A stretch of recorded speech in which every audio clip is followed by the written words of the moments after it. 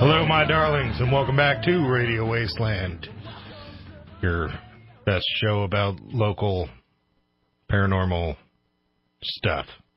How many local guests have we had on? I don't know, man. Like 4? I don't know. We need a slogan. You know, the show needs a slogan. All right, you are listening to Radio Wasteland. I am your host, Chauncey Haworth. This is my co-host, Sean. Hello. Sean, how are you doing today? Pretty good. You do something nice for your papa? I bought him a book. You bought him a book? What book? It's a book about the Civil War. So your dad's a nerd? Yes. All right. We have like a dedicated Civil War shelf. Yeah. Full of books that only he has read. Oh, really? So he's a Civil War buff? No. Oh. No, that's how bad it is. He's like There's a history also buff. like a Revolutionary War shelf. Is he an American history buff? No. He's a history buff? We have lots of shelves. I see. He's a book buff. Yes. All right. What about your mom? Has she moved on to the Kindle? Pretty much. She has? Yeah. Yeah. Yeah, me too, actually. Yeah. But so your dad's not having it. No, he reads books on the Kindle, too. Oh, he does. But, we do. People are just kind of like, you can't suddenly change what you like at the age of 60-something and decide, everyone has to get me this for birthdays and Father's Days and so on and so forth now. They were getting him, history books when he was 40, so that's what he gets now until he dies. Do you think he goes into private and he's all these people don't know me at all? I don't know. I would. My dad... I can only assume. My dad was the same way. I always got him books. He always liked sort of travel... picture travel history for location books. Oh, yeah. He liked that. I want to say travel memoirs, but they're not really. There was this era in the 60s where the travel memoir was like a big deal, and everybody was all about them, but we don't really make those anymore. Now they're more like coffee table books. Right. With Wikipedia and a coffee table book. But every year I would also get him monogrammed handkerchiefs. Monogrammed handkerchiefs? Right, yeah. Interesting. That's pretty old school. I am a dad. I've made some babies and raised some babies that I didn't make. Right. And I got a Google Mini. Google Mini. It's kind of like I don't know what that is. Like an Echo, like an Amazon Echo kind of thing that I can keep in my house and yell at. Cool. Tell it to shut up. Is that helpful? Well, I don't know. I haven't set it up yet, but my buddy John has like an abusive relationship with Alexa. Oh God! Why don't you ever listen to me? And like he'll just be, "Shut up, Alexa," and like he just yells at it. He talks to it totally rudely. Oh, jeez. So if the apocalypse comes, right? We are being so cavalier with our machines, aren't we? Yeah. But also it's like we want it to happen. Yeah.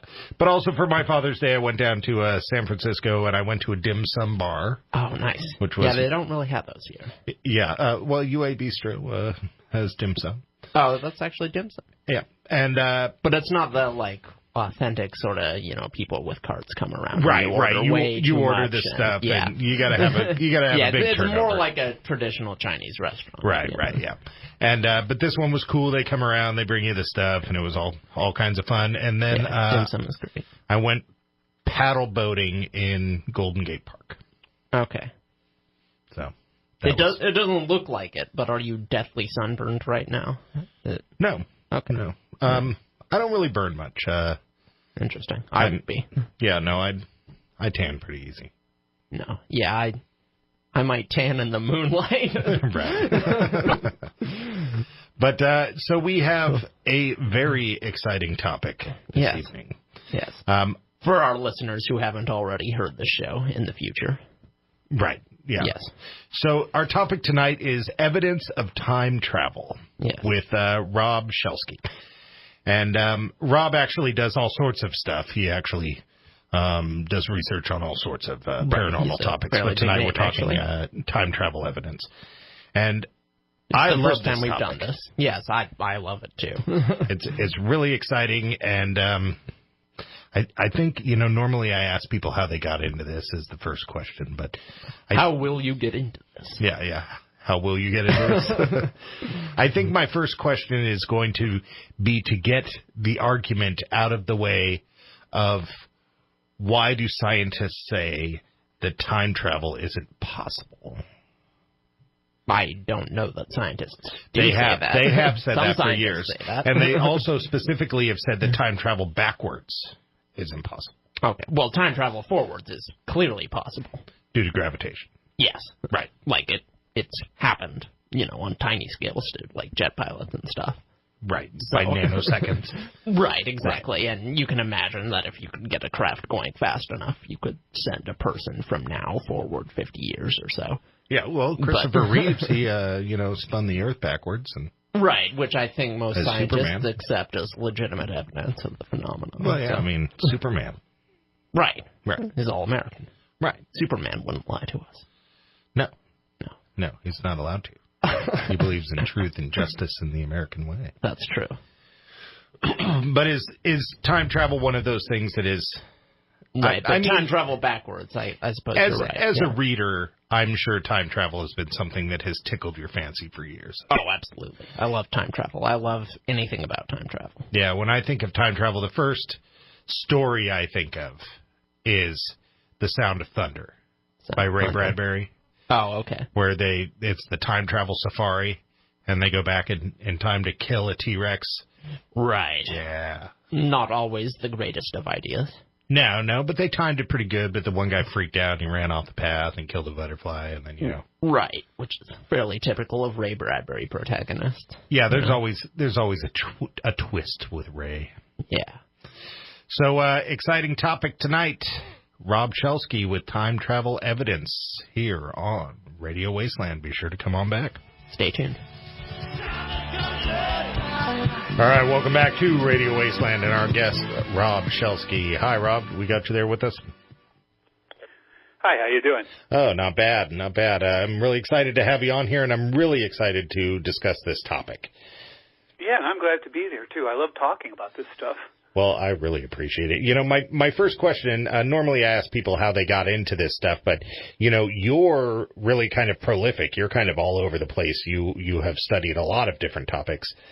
But on this topic... Yeah, I'm what I'd call eclectic. Yeah, absolutely. That's the word. Yeah. On this topic specifically, all through kind of growing up and watching science shows and stuff like that, I've always heard scientists say that, like, traveling back in time is impossible. Well, time is not impossible to travel through because Einstein's theory of relativity, the general theory of relativity, allows for it. And if it does allow for it, then chances are it's already happened. And the reason I say this is because if time travel is possible, and if someone in the distant future, or even the far past, say another extraterrestrial race, finally managed to do it, then it's already occurred and has been occurring throughout time. So my premise is that time travel is possible and also that it has already occurred. Yeah, I guess if it occurred at any point, then it's already occurred at every point, is kind of what you're saying. Right, exactly. And it isn't just Einstein promoting this. There are other physicists as well that are promoting the idea of retrocausality in quantum physics. There is a physicist, Professor Ron Mallett, that is trying to create a time machine. There's even a man who supposedly actually created a form of time machine up in Toronto back in the early 50s, 60s, and 70s is when he was alive. And apparently he created something that we do have some evidence for having existed. The one that I've heard about most recently in the mainstream news was somebody saying that we were capable of building a device where we could communicate over time, but we couldn't communicate any further back than the invention of that device because the device would be used for it. Is this ringing in any bells? Yeah, Ron Mallett is trying to do that. He is trying to stir space-time with lasers to create a vortex in which you could send particles back through and theoretically, therefore, information. But That's as the coolest with any time sentence machine, I've ever heard. You can't go back before the time machine was invented. How could you? And, it would be against the laws of physics. However, We don't know when time machines were first invented and by whom. And also, there are natural occurring places in the universe where we might be able to create, to use them to travel through time into the past, such as a certain type of black hole, and a Kerr black hole, for instance. And if we did that, well, those black holes have been around for billions of years, so we could travel quite a ways back in time, given the right circumstances. All right, you're kind of blowing my mind here. So I'm going to come out and say, what is it? So it seems like I remember like learning, there's space, there's time, and then there's space-time. What is it that we, and I'm talking on a mainstream level, what is it that we do know about time and our ability to manipulate that and really what it is? So time is more than just entropy or the rate at which things change. It's actually a physical characteristic. Well, it's a functional part of space. That's why we call it space-time. The two are intertwined there as if they were one. We do know that we can travel into the future. We do it all the time. Our GPS satellites, for instance, have to be constantly corrected on an hourly, if not sooner, basis every day, because the atomic clocks on board them are losing, or actually they're going slower than the ones on Earth because of the theory of relativity. The faster something goes, the slower time functions. Since they're up in orbit and they're zipping around the planet, they're slowly regressing compared to the ones on Earth. And time slows for them, whereas it doesn't slow for us. So in a sense, we're already performing time travel. Astronauts that have been in space for a year or so actually have lost a couple of seconds compared to time on Earth, so they're actually slightly younger than we are. So we know that we can travel into the future using that method, but we also think we might be able to travel into the past as well, or at least send information into the past. With the idea of retrocausality, which they're coming up with now as one of the theories of the universe, theories of everything with the E8 emergence theory, they're talking about the fact that if we do something to twinned particles now, it backdates itself to the moment of their creation. So the idea of spooky action at a distance isn't real.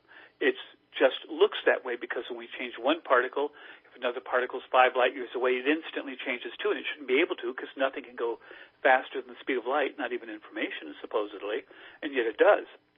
But with the idea of retrocausality, that's done away with because what we do to the particle on Earth now retroactively changes both particles at the instant of their origin. And for instance, it's as if you burned yourself, or you're walking around one day and suddenly your arm is just on fire and it shows marks of having been badly burned. And yet you hadn't done anything to burn your arm. And then 3 days later, you spill a pot of boiling water over your arm. So the effect came before the cause. That's retrocausality. Mm. And what you're talking about with these particles here is what I've heard of as quantum entanglement. Right. It is twin particles, paired particles. They are twinned at the moment of their creation, and we can isolate one and change it. And if we do, the other one, no matter where it is or how far away it is, whether it's a few feet, a few miles, a few light years, or billions of light years, it instantly changes in reaction to the one being changed. And Einstein called this spooky action at a distance because we can't figure out how this is even possible. I mean, how do you do that? How do you send information faster than the speed of light? Einstein's theory of relativity rules that out. So either it's wrong or it could be retrocausality. We change one particle now, and the other particle that's 5 billion light years away is changed because retrocausality allowed it to be changed at the moment of its creation, literally going back in time and changing something in the past. In effect, the effect comes before the cause. So, how does this work in the sense of, are we, there was that movie Arrival, and they were sort of talking about how the aliens existed or thought outside of space-time in a way that we didn't really understand. I don't know if I explained that very well, but... That's the plot of the movie, yeah. Okay, so... They could predict the future because they weren't bound by... They didn't perceive time, so they just perceived everything happening to them all at once. So is it possible we that think of time is linear. They did not in the movie, and it's quite possible that that's true. It may sound very strange, but look at it this way. If you live in a valley, you only see what's immediately around you in the valley. For instance, say you've never left the valley, there's high mountains, you can't cross them. You're in some village in the Middle Ages. So that's your world. That's your life. Yet someone who lives on top of the mountain can come down to the village, and they can tell you about things far, far away, and you can't understand how or why they can do that. It just shouldn't be possible. They must have some special vision or perception you don't have. Well, they do have a certain perception. They have a different perspective because they're on top of the mountain, and you're down in that trapped valley. And it's the same sort of thing with time travel. Because we're trapped in the linear flow of time, we can't understand how something might exist outside of time. We can't understand how effect can come before cause, because in our world, cause always comes before effect. But yet, it is theoretically possible. So is this the general belief of scientists now, or is this still somewhat fringe? I don't think there's a single theory that scientists believe in generally. There's some that are much more supported than others by scientists. But, for instance, the E8 emergence theory of everything is able to make certain predictions about the universe, whereas string theory, which is the popular theory for physicists and quantum physicists alike, can't predict anything. We have not made a single prediction with string theory. Yet with the E8 theory, we can predict certain things. For instance, it predicts there should be a certain smallest unit of distance, and we have that. We call it the Planck length. It's the Planck limit. Nothing can be smaller than that. We also have a smallest measurement of time, GIF, and the E8 theory predicts that as well. The E8 theory also predicts retrocausality. So if the other two predictions are right, it could well be that that is true. Now, some physicists do like it. They do adhere to it. There's a marvelous YouTube video on it if you want to watch it sometime. It's about 25 minutes long. It really explains the E8 theory in depth. But a lot of physicists don't like the idea. But if I have to go with one of two theories, I'm probably going to go with the one that actually can make worthwhile predictions as to what things should be and have them turn out so that they are. Yeah. What good is a theory that doesn't predict anything? Well, that's pretty much what the scientific method says, right? I mean, the value of a theory is based on its predictive ability. So it seems like that's perfectly in line with science. They can all be changed. I mean, even Einstein might be wrong, although, God forbid I should say that on live radio. But so far, it hasn't happened. His theories of general relativity with regard to time, distortion, and dilation all seem to hold true. And he even says that we can't even define what the present moment is. If you're on Earth and you have a telescope that can see onto the surface of a planet 1,000 light years away, you're seeing someone that lived there 1,000 years ago. On that planet, if they look up into the sky, they see Earth as it was 1,000 years ago, and yet you're in the same time slice, but they see 1,000 years into the past, you see 1,000 years into the past, and you see them viewing the Earth through their telescope, but they're not seeing you. They're seeing the Earth the way it was 1,000 years ago. So time is truly relative, and it's not the stable, solid thing we used to think it is. I doubt if reality is too, for that matter. Man, I got a lot of questions for you, Rob. We're coming up on our first commercial break here. You're listening to Rob Shelsky here on Radio Wasteland. Come on back. We have a lot more questions. All right, welcome back to Radio Wasteland and our guest, Rob Shelsky. We're talking about time travel evidence, and let's get into some of that, Rob. We understand... I get the concept, and that was one that I already kind of got because of, I'm a movie nut, and, between Interstellar and our satellites, I get the gravitational sort of change there. But, what kind of evidence other than that are we kind of looking at that has shown us that maybe this time travel has actually gone on? Well, that's what I did in my book, or both my books on the subject. I look for different types of evidence. I look for anecdotal evidence of people, but usually always, when it's more than one person involved so that you have a verifiable data of more than one witness. I also look for physical evidence for time travel, and there's plenty of it seems. And also, you go at it through science, and that's so. Whenever I try to find evidence for something, I try to find different legs for it to stand on, and I don't take any one item as absolutely the quintessential piece of evidence, but rather the overall amount of evidence, the type of evidence, and what you can basically draw from the conclusions of it. For instance, they did find a ring watch in a tomb in China in the province of Siqing. That was in 2008. I hope I'm pronouncing that right, Siqing or Siqing. And it was inside of the tomb was a casket. The casket was dated as being 400 years old, so the tomb had to have been even older, of course, to put the casket in it. While digging around the base of it, they found a tiny watch ring made of gold. The hand showed the time to be 6 minutes after 10. On the back of it was etched the word Swiss in origin. Now, no way were the Swiss making watches of any sort 400 years ago or more, let alone a ring watch. That was simply beyond their technology, way beyond it. And there are photographs of this watch. They're in my book, by the way, and you can get them on the Internet if you want to look it up. And this seems real. Now, is it a real watch or a facsimile? I don't know. They haven't taken it apart because it's too small and too old, and they're afraid it'll just crumble. But and we haven't heard whether the insides are actually make it a working watch or if it's a facsimile. But how did it get in the tomb that was sealed for 400 years? That's a pretty good physical example. We have lots of other physical examples as well. There are ladles found inside solid lumps of coal that date back 23 million years. They have found a handbell inside of a lump of coal, sealed inside of it, and there were witnesses when it was broken open. And this wasn't recently. This was not when hoaxes became popular. We're talking about for the last 300 years, this sort of thing has been going on. A lot of it took place in the 1800s, some of it in the 1700s, and some of it in the very early 1900s. But we have found ladles, handbells, even a kettle, iron kettle, sealed inside of coal. Now, miners dug this up, pulled it out, it broke open, and they find these things inside of it, or people are using it in their stove or oven or whatever, and they're finding these things inside of it, and we can't account for it. There's about 12,000 screws that range in size from about 1.5 inches down to nano size, like a thousandth of an inch. The bigger ones are made of copper, and the smaller ones are made of various alloys, including titanium.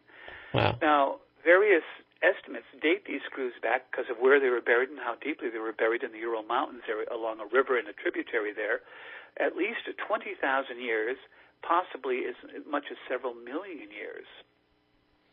Yeah, Now, who in the heck was burying nano-sized screws 20,000 or more years ago?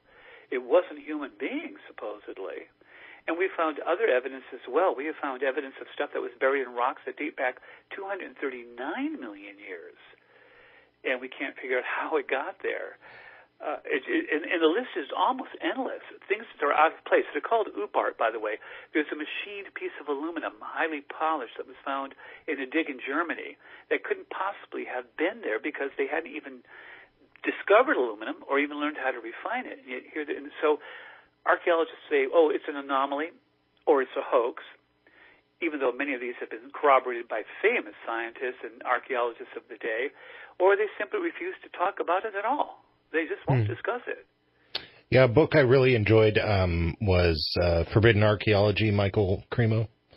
And in there he was citing he's coming at it from a different angle, but they were talking about like a human footprint that was like 1 billion years old or something. And my first thought was that humans weren't around at the time, that we're dealing with a time traveler that basically left a footprint.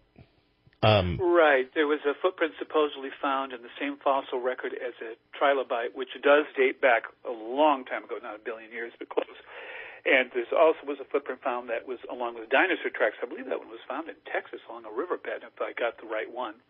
But that was a little questionable because the footprint could actually be a footprint of a type of dinosaur that left an imprint that looked sort of like a human foot. Really? Yeah. But so to me, I didn't include that in my book. Not that it's not true, not that it may not be an actual piece of evidence, but I tried to go for the most solid forms of evidence I could find. And there's also anecdotal evidence and even police records of strange things happening. There are people who've been injured in what appeared to be time travel. There was a camping group down in Peru. They went up into the mountains. They saw a cabin. They approached it. Lights were on. They were curious. They got closer. The lights turned out to be sconces and torches lit, and inside people were dancing and having a party in 16th century style dress. one woman in the group decided she was going to go in and see what was going on. She started to walk through the doorway, and her friend pulled her back at the last minute. But just as she did it, she felt an awful chill in the left side. I think it was her left side. It might have been her right side of her body.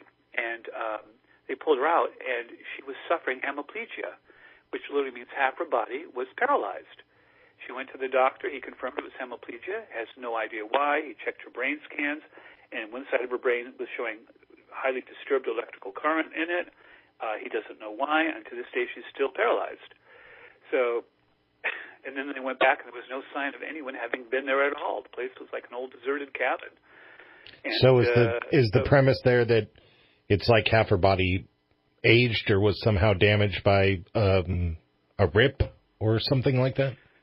Well, apparently half of her was transferring to one time, and the other half hadn't done it yet, and she was jerked back before she completed the transition, and she was left in a state of semi-paralysis.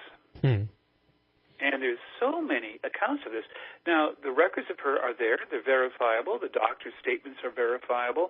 So there was about 5 people, I think, in the group, and they all attest to the facts. So, again, that seems fairly solid evidence that something very bizarre happened.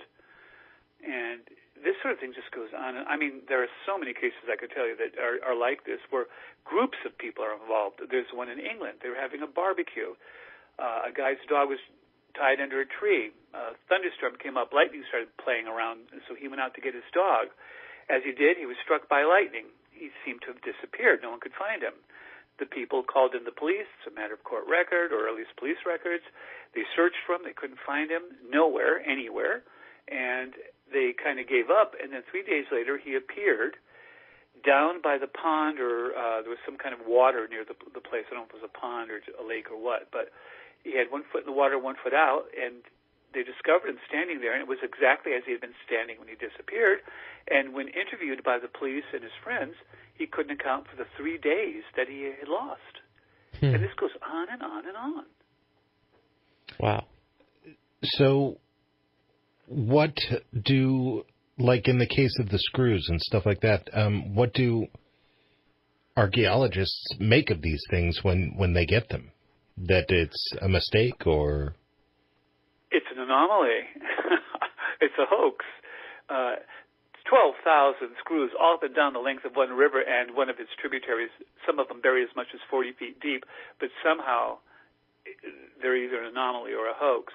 Who in the heck would salt that length of a river, dig that deep to plant these things, some 12,000 of them so far, and they're still finding more, and try to perpetrate a hoax that would only bring some small notoriety, and not to them because no one knows who did it if it was a hoax. It's highly unlikely it was a hoax. I mean, something is, you have to use Occam's razor. If there's more than one explanation for something, you have to go with the simplest. And the simplest isn't that it was a hoax. The simplest is that those screws are real and were buried there sometime 20,000 years or maybe even several million years earlier along that river. Another example in the Ural Mountains is they found the Dashka stone, is the map of creation. It's huge, it's really heavy, it's big, and it appears to be 3 layers of rock bonded together, and on it is depicted a map of the region. Now, on this map, there are dams along the rivers, there are channels, there is irrigation, and the map looks as if it's a 3D sort of map, and it looks as if it was done from about 30,000 feet in the air. Now, there are none of these giant dams or channels, well, one river even was made to reverse its flow, apparently, from what they saw on the map. Now, they estimated they would have had to have moved 1 quadrillion tons of earth to create these things. And this dates back millions of years, this map. And also, they don't know how the stone was bonded together. There's 2 sublayers. There's a base layer, then a layer with the map on it, and then on top of that is a clear layer that seems to be bonded to it, and no one knows how. And also, the legends are that this is only one piece of a much larger map. So someone was doing a megalithic sort of map of the area, apparently millions of years ago. Yeah, man, that is absolutely mind-blowing. Rob, we're coming up on our next commercial break here. You're listening to Rob Shelsky here on Radio Wasteland. Come on back. All right, welcome back to Radio Wasteland and our guest, Rob Shelsky. Rob, so does any of this evidence, it feels like all the evidence that we're talking about comes from times like now and earlier. Does any of it seem to come from the future? No, actually not. There's a lot of stuff on the Internet of people coming into the past and talking about the future. I've investigated those thoroughly, and most of them seem to be hoaxes or unprovable. John Teeter was a hoax, the famous John Teeter. Even the man from Torred, although I won't claim that it's a hoax, I find no evidence to corroborate that it actually happened, that the event took place where the guy went to Japan with his passport from a country called Torred, which lay between France and Spain. Great story, but there's absolutely no articles that I can find, newspaper clippings or anything of the sort, at the time that this was supposed to have occurred to support it. It just floats there. So, and also there are cases of people on the Internet claiming to be from the future. There's one young guy who lives in a basement, claims he was from the future, and they also claim that he passed a lie detector test. Well, they're interviewing the guy and videoing him, and why didn't they video the lie detector test? And if they did video it, which they didn't, I mean, they should have done it at a reliable place like a police department or some bona fide lie detector company that would be neutral in the case. So all we have is the word of the people who did the video that he successfully passed a lie detector test. And that, for me, is insufficient. I'm not saying he's lying. I'm not saying it's a hoax. I'm simply saying there's insufficient evidence to support that particular story for me. So, no, I haven't found anything yet from the future that would corroborate this. Yeah, I was thinking more down the lines of the screws, maybe being made in a way that we don't even use them now or something like that. Or... Well, the screws, for instance, we don't know what their function was. We call them screws. It's the closest thing we can approximate to screws. But we're not sure exactly what the use was. We're not sure why they range so in sizes. And we're not sure what their function or why they were made. We don't know. And, of course, that leaves it open to conjecture. Could they have come from the future? Could someone have, if you want evidence of people coming from the future, I think there is, and I think it's buried in all these archaeological digs that people are finding in, like with these screws or the map of the Creator Stone. People have been traveling into the past, our past, because humans simply didn't live on this planet 239 million years ago. We know that for a fact. So, but someone was here. Someone was leaving stuff behind. Someone was leaving stuff behind that later became embedded inside of coal and sandstone and other types of rock. There's one like a hammer that was found that was fossilized. Well, actually, fossilization can occur rather rapidly under the right conditions, so I discounted that, and that's not in my book. I'm talking about stuff that was sealed in solid stone that was dug up from coal mines and other places and quarries. That is pretty much hard to argue was found where it was found and by the people it was found. Numbers of people involved. The object is real. You can find some of them in museums, including one in the Smithsonian. So this is pretty concrete evidence of something weird going on. So what about, the government, Philadelphia experiment, anything like that? Do we have anything that suggests to us that the government knows a lot more about this than we're suspecting? Oh, indeed, the government may know a lot more about it than we do, and probably does. The Philadelphia experiment may have taken place, but if it was, there is very little evidence to support it now. I mean, we only have the one man's word. The other people on board the ship that supposedly survived made no such claims. The logs of the ship don't show that it was where it was supposed to be when it occurred, and no one saw it in the other places that is supposedly transported to. So it's pretty hard for me to, again, could it have happened? Yes. And it may well have, but I can't find enough evidence to support it to put it in my book. Yeah, and I'm really hard on evidence. I'm a sort of a hard evidence kind of guy. Yeah. So this one's going to go out there and maybe get a little bit wacky, but some people have said that things like the Loch Ness Monster or Bigfoot, having to do with quartz and some sort of time portal thing there. Is there any evidence following down the lines of that? None that I can find. Absolutely none. There may be creatures that exist. We have discovered animals that we thought were extinct for millions of years. A type of shark, for instance, that we thought was gone, that lived 75 million years ago. We thought it was long gone, but we have since discovered that it's alive and well and living in the oceans. But they're not common. We never used to think giant squids existed, yet they do. And so we're discovering new things all the time. But no, I haven't found any evidence for that sort of thing yet. Yeah, I didn't think so, but I figured I'd throw it out there for some of our listeners because, that's one of the things for some of these paranormal topics that they're always falling back on, So I'm not saying that it couldn't be possible. I'm just saying that I couldn't find evidence to support it. Yeah, so as of right now, with what we know about time, if we wanted to send a person back in time, in terms of, physical theory, how would that work?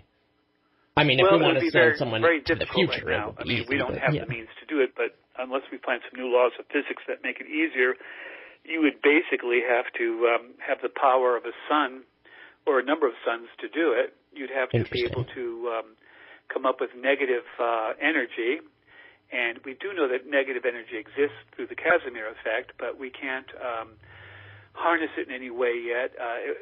In our time, it's highly unlikely that it's possible to do it. Right. But we are learning more about physics all the time. Yeah. When I grew up, the idea of teleportation was pure science fiction, yet now we've teleported particles and even an entire atom. This is incredible stuff. So we're finding out all the time that things that we thought were impossible aren't. In 1947, an engineer wrote in Time magazine that you couldn't possibly have a rocket go into space because there's nothing for it to push against. It's a vacuum. Yet we've had a pretty good space program. So it changes all the time. So according to what we know now, it'd be extremely difficult to do, but not impossible. Not impossible. But that could be changing in the future. Well, Rob, we've really enjoyed having you on the show. Unfortunately, we're coming to the end here. I could pick your brain for hours, but, can you spend a little time here telling our audience where they can find out more about you and where they can get your books? Sure. The easiest place is just to go to Amazon. It's in Kindle or print there if you want to. There's also has published my books. You can check it out at Simon & Schuster. They've also published it, some of my books. But it's my advice is just type in my last name, Shelsky, and the information will come up on the internet. Well, I got to tell you, I have really enjoyed not only having you as a guest, but researching a lot of the topics that you've looked into. I really enjoy the sort of nuts and bolts research that you do, because I'm really kind of got into this stuff as a skeptic myself that I want this stuff to be real. I just don't know if it is. And so I really kind of enjoy finding that hard science facts out there. And I'm totally in agreement with you. I want it to be true, but I can't not be a skeptic. I have to look at it in a rational manner, and that's what I try to do. And hopefully, maybe eventually we'll arrive at some conclusions. Yeah. But your questions, by the way, I just have to add this, have been the most incisive questions I've had in a long time in a radio interview. Really? All right. Well, yes, they have been. Yeah, well, what does that say about radio journalism? Oh, boy. Well, we really appreciated having you on the show. We'd love to have you on again sometime. You've been listening to Rob Shelsky here on Radio Wasteland. Don't forget, look him up online, Shelsky. He's got a lot of great books. Check him out. Thanks for checking us out. All right, welcome back to Radio Wasteland. We've been listening to our guest, Rob Shelsky, explain time travel evidence to us. Yeah. And man, this is a topic that I just love. Yeah, I've just been picking up my brain off the floor here. Yeah. It's all over the walls. You're an avid reader. Yes. So I assume, you've been reading about this for years. Yeah, I actually took this class in college, the philosophy of space and time. Oh. And we talked about some of this, although I was unfamiliar with some of the archaeological physical evidence he was talking about, I wasn't aware of any of that. So that all was kind of mind-blowing. But yeah, as far as I know, there's no reason backwards time travel couldn't be possible. We just don't know how to do it. Right. And we don't have the... Are you a Star Trek fan? I'm a casual Star Trek fan, yeah. I didn't know that existed, but okay. Yeah, because we always joke about Star Trek and about how everything is a space-time anomaly. Right. You know? And every episode, it's like literally every episode, every other episode, not necessarily of the original. Are they really anomalies at that point? Right. So the original Star Trek was really much more sociological. Right, but then the Next Generation. By the time you hit Next Generation and on, it's a whole bunch of space-time anomalies. Now, I read what happened with that, to go off on a tangent here, was that they ended up basically giving a concept to a whole bunch of writers and having them work up a script for the concept, and then they would put all the different scripts together into like a best-of version, and that would be one episode. But then there were time constraints, so just all of these concepts became standalone episodes. So you get a zillion episodes where, like, Wesley saves the ship. Right. Right. Well, it was, like, supposed to happen once, but they had to reuse all these scripts that were basically the same plot. Right. And so you ended up with a lot of space-time anomalies. Yeah, I gotta say, like, if I had a time machine and could go back in time, one of the people that I might kill might be Will Wheaton, because he was the lamest character on that show. I feel like he's made amends since. You feel? Since. Yeah, I've heard he's got some pretty funny stuff then. out there. Yeah. I haven't seen He doesn't like Wesley Crusher either. Yeah. Well, how could you? How could you? He's a whiny little, Right, no, he was the worst. Yeah. He was absolutely the worst. But yeah, time travel, man, has just been one of those topics that is just been in my brain for I could just sit here and go off about movie and story and story. So many of them, like even that Michael Crichton one was all right, and frankly the movie wasn't all that great. I don't know which one you're talking about. Time something. Time something. Yeah, okay. Something. Yeah, I know that one. Like even the terrible ones, Millennium and stuff like that. Right. I don't know. Anybody in my age bracket who's listening to this is going to know all about, Jean-Claude Van Damme, Time Cop. Right. We didn't even get started on, like, paradoxes. Because if you're talking about time travel to the past, then that opens the door to paradoxes, so we didn't get into that. Well, when he's talking about backwards causality, it seems to me that paradox would solely be a concept of people who viewed time as linear. That there would be no such thing as a paradox in a world where there was backwards causality, like he's saying. Yeah, I mean, that's possible, but in the absence of paradox, you would get some weird spookiness. The classic grandfather paradox. You travel back in time to shoot your own grandfather. Mm-hmm. What happens? Well, presumably you're alive, so you miss. But it's like, maybe you arrange things so that it's ridiculous that you miss. But still, you slip on a banana peel or whatever, and you still miss because that's the way it went. Right. You still lend yourself to some odd reality shenanigans. Yeah, well, it's like the future. It's like the Futurama where Fry's his own grandfather, where he's his own great grandfather, and they like call him out on it, and all he says is, "Yeah, I did do the nasty and the pasty." Oh my god! But so yeah, if you go back in time and you kill your own grandfather, well, you can't. Then that would just undo itself. That would never happen. But physically, there's nothing stopping you from killing your grandfather. You get there, you've got a shotgun, he's there, he's not invulnerable to bullets. So what is it that makes the gun jam? Or, what is it that makes a meteor fall from the sky and hit you? What is it? Well, it doesn't jam. As soon as you kill him, you no longer did what you did, and it undoes what happened there, and he's alive. I'm not sure that can be a thing, though. Why? Well, if you can go back and change something, then why can't it come back around and change it again, which is basically what just happened. You just went back in time, you killed him. That changed it. You're no longer born, which now changed it. So it's like, it's like a double, I'm an internet guy. So you build cancels itself out. You build your web page and it's Chauncey.html, which redirects to Chauncey1.html, which redirects to Chauncey2.html. It just goes straight across and it happens. Well, thanks for making that accessible to all the listeners. They're called 301 redirects. I'm sure you guys are all totally interested in this stuff, right? All right. Well, I don't know. The question then to the audience is, Cat and Cat, do you believe in time travel? Do you believe that it's happened? All right. You're listening to Radio Wasteland. Come on back for the news.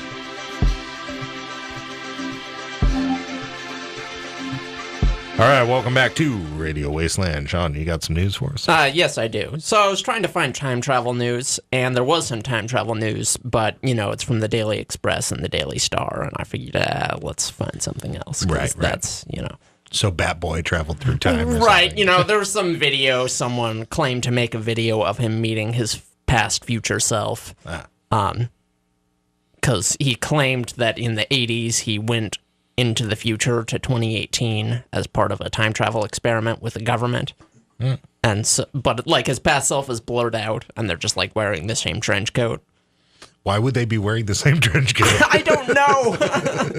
It just seems like a pretty poorly done hoax. Actually, it'd be more realistic if the 80s him had on a members only jacket. And then the new him, maybe had on some sort of Sailor Jerry shirt and some, sparkly butted Jersey Shore jeans. Well, this guy was a government agent. That one guy did a backflip and shot some guy on the dance floor, so it's not not beyond. Yeah, fair enough.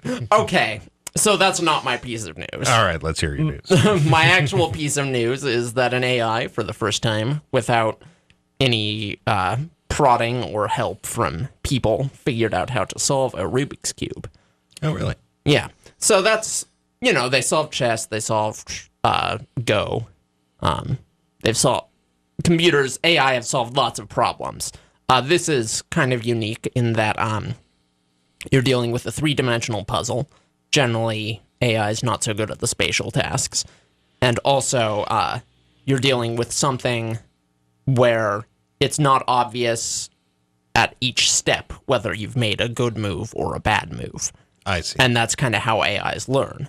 They learn by reinforcement and reward, and you just repeat the learning activity over and over and over. So it's kind of before it was behavioralism, if exactly. If they got it right, then that's good, and if not, you removed a transistor, electrocuted them or something. Yeah, I don't know what the reward system for a computer is exactly. I think you just program it to, lady computers. This fail, repeat. Or man computers if you're dealing with a lady AI. Clearly.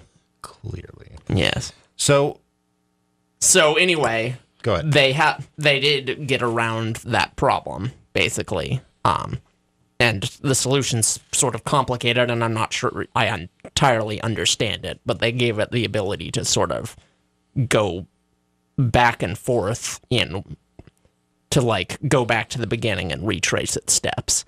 And somehow that really gave it the ability to do this. But the upshot is that they built this thing, gave it the ability to solve spatial challenges, and gave it a Rubik's Cube.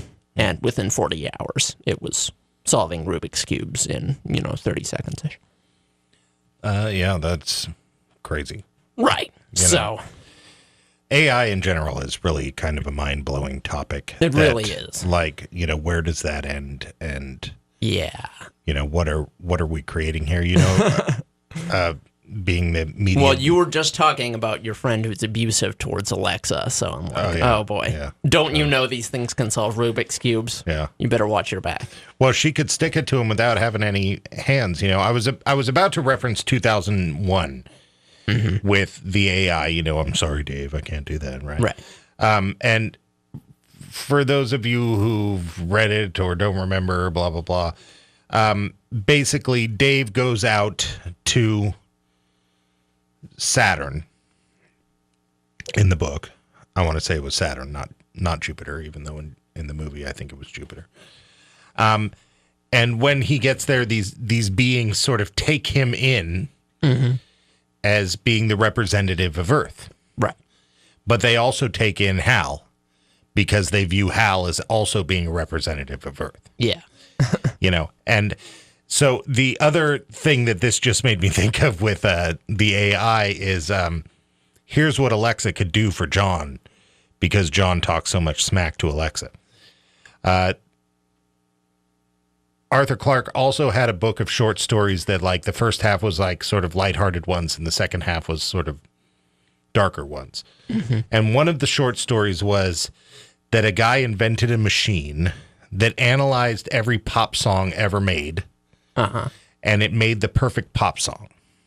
But the problem was, anytime anybody put the headphones on and listened to the pop song, they immediately became catatonic because they couldn't do anything else other than hum the melody, because it had come up with such a perfect pop song that people became so obsessed with the melody that basically they just shut down. So Alexa might do this to John if he talks too much smack to it. Right. It'll be kind of a cross between, the Beatles and, Dr. Dre and, maybe some Backstreet Boys. Well, that's exactly what I'm talking about. There are risks. Yeah, there are definitely risks. But before we're done with the news here, I'll throw this one out. Yeah. What do you think of the Trump Space Force? I think it's done in traditional kind of silly theatrical Trump style, but it's a reasonable move. Yeah, we have a lot of people in the armed forces whose responsibilities are basically dealing with satellites and tracking space debris and all that kind of thing. In fact, they do more of it than NASA now. And in fact, I think they have for quite some time. Mostly these people are under the purview of the Air Force, but so that they're not competing with the Air Force for funding, it would make sense if they were their own separate branch. Right, that's going to be... At least it would make as much sense as anything. It's not an unreasonable move, is what I'm saying. Yeah, it's going to be a very expensive branch, but yeah. I bet you the paranormal community now is really going to sort of blow up with this secret space program, and like, is this sort of like the unveiling to the public of this secret space program that has supposedly been going on? Yeah. I mean, perhaps. I would love to get a secret space program guest on here. Me too. But they're always like, one man's like story of like serving on Mars for 13 years or something. Sorry? There's not a lot of physical stuff. It's always just one guy's story. Right. Yeah. Yeah, that's true. And that's been true of some of the guests we've had on. But, yeah, I don't know.